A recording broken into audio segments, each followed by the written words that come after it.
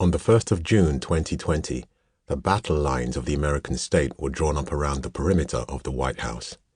Agents from the U.S. Marshals, the Secret Service, the National Guard, the Drug Enforcement Agency, the Bureau of Alcohol, Tobacco, Firearms and Explosives, and the Federal Bureau of Prisons.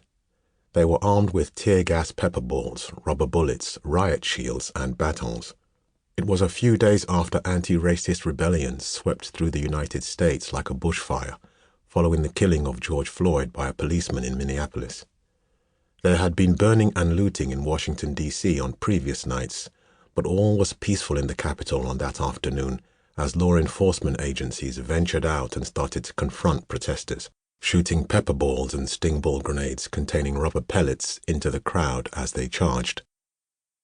Back at the White House, President Trump had just finished delivering a speech in which he called on governors to dominate the streets, or he would deploy the military to quickly solve the problem. With his speech delivered and the immediate surroundings now cleared, he walked the short distance to the St. John's Episcopal Church, clutching the Bible. In front of an invited media, he stood before the church for around 6 minutes, saying little and holding up the Bible as sirens wailed around him. "Is that your Bible?" a reporter asked. "It's a Bible," he replied. Some religious figures were livid. "Let me be clear," the Right Reverend Marianne Budd, the Episcopal Bishop of Washington, told the Washington Post. "The president just used a Bible, the most sacred text of the Judeo-Christian tradition and one of the churches of my diocese, without permission, as a backdrop for a message antithetical to the teachings of Jesus." Others who considered themselves religious were delighted.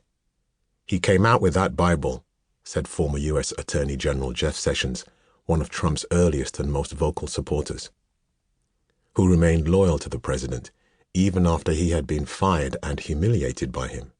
And so all the Episcopal bishops said, "Oh, horrible," you know? But this was a defender of the faith. Sessions continued impersonating the Episcopalians to the New York Times in a mocking tone. "Oh, his heart's not right. He shouldn't have held the Bible up.